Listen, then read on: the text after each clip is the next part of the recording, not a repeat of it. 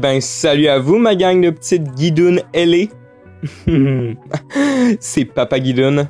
Et aujourd'hui, on se retrouve pour une autre péripétie de vie.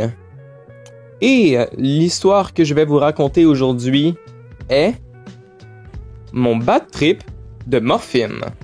Alors, pour ceux qui ne savent pas, pour ceux qui ne savent rien, la morphine est une molécule, un composé qui agit sur les récepteurs GABA du cerveau. En langage plus populaire, je pourrais dire que la morphine, c'est une bonne manière d'être bien buzzé. Et pour ceux qui ont regardé mes vidéos, la morphine agit sur les mêmes récepteurs que ceux du kratom, aussi de la codéine. Et donc dans le fond, ça produit des effets semblables, similaires à ces autres substances.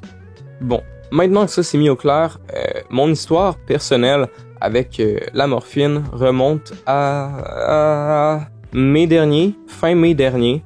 J'avais fait une appendicite et j'ai donc dû rentrer à l'hôpital. Mon appendice a explosé. C'était la grosse merde. C'était infecté partout.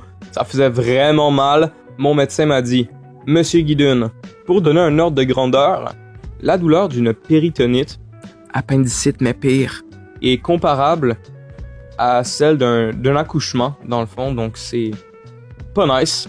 J'ai pas apprécié l'expérience. Et ma première journée à l'hôpital, dans le fond, ils m'ont donné des doses régulières de morphine.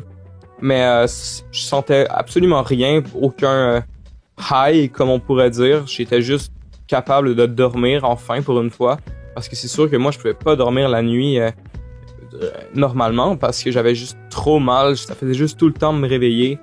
Et je n'en pouvais plus. Et donc 12 heures après mon admission à l'hôpital, j'ai été opéré. Et après mon opération, j'ai passé 2 jours à l'hôpital. Donc une nuit de plus. Mais en tout, j'ai passé 2 nuits à l'hôpital. Sauf que ma première nuit, je m'en rappelle pas du tout parce que j'étais sur beaucoup d'anesthésiants. Donc deuxième nuit à l'hôpital, j'avais encore beaucoup de difficultés à marcher. J'avais commencé à faire quelques pas. Mais j'avais encore beaucoup de difficultés. Des fois, je me tordais de douleur dans mon lit, encore une fois. C'était pas génial. Donc là, vers 11h30 du soir, je demande à mon infirmière pour recevoir une dose de morphine, dans le fond, parce que j'étais vraiment en douleur. Et puis là, elle est venue me donner une double dose de morphine par intraveineuse dans le bras. Et oui, je suis un junkie comme ça. Eh bien, j'ai attendu une demi-heure, en fait, environ, avant de sentir les premiers effets. Mais tout de suite, j'ai juste eu l'impression d'être juste extrêmement dissocié de la réalité, juste vraiment sous dans un sens, on pourrait dire. Sauf que j'avais pas plus d'inhibition, j'avais pas plus de sociabilité. De toute façon, j'étais tout seul dans ma chambre. Mais ouais, je me sentais juste vraiment bizarre. Donc j'ai décidé d'aller me mettre au lit tout de suite, fermer mon cellulaire, fermer tout cela.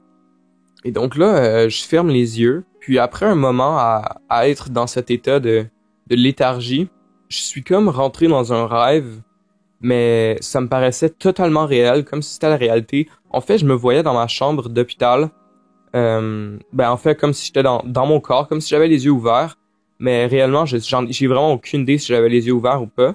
Bref, je vois une infirmière, l'infirmière que j'avais eue le premier soir à mon entrée à l'hôpital, le soir de mon opération, qui rentre dans ma chambre. Mais l'affaire, c'est que c'était pas elle qui travaillait ce soir-là à l'hôpital. C'était une autre infirmière qui était quand même bien sympathique, mais bref, c'était pas elle, donc c'était juste pas normal qu'elle soit là, à la base. Mais ce qui était encore plus pas normal, dans le fond, c'est qu'elle rentre dans la chambre avec le plus gros sourire tellement étrange que vous pouvez imaginer. On aurait dit que son sourire, ses dents montaient jusqu'à ses joues. C'est ce qu'on pourrait appeler un rictus. Et elle s'est juste mise à tourner autour de mon lit pendant ce qui m'a semblé être une éternité. Elle faisait juste tourner en me regardant, des fois en regardant en avant. Mais il n'y avait pas d'espace derrière mon lit, en arrière de mon lit, c'était le mur. Mais je la voyais quand même comme s'il y avait un espace. La partie la plus effrayante, c'est quand elle était derrière moi. Je faisais juste capoter dans ma tête, parce qu'en réalité, j'imagine que j'ai aucune idée comment j'étais pendant que ça arrivait.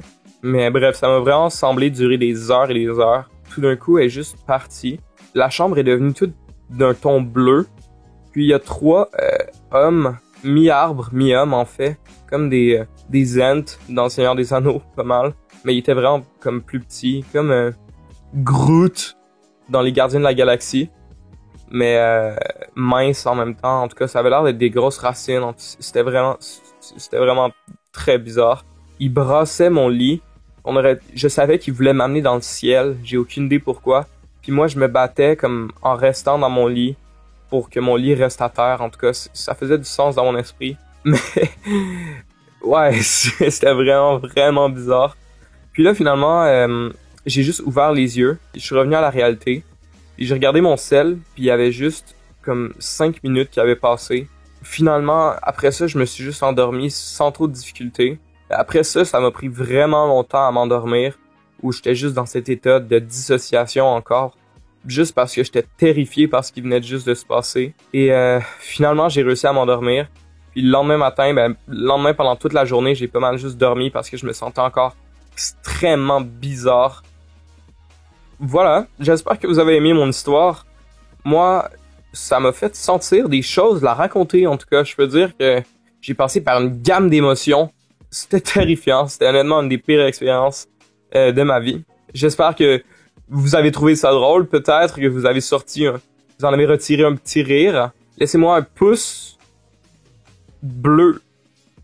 Vous allez bien? Dites oui dans les commentaires et je saurai.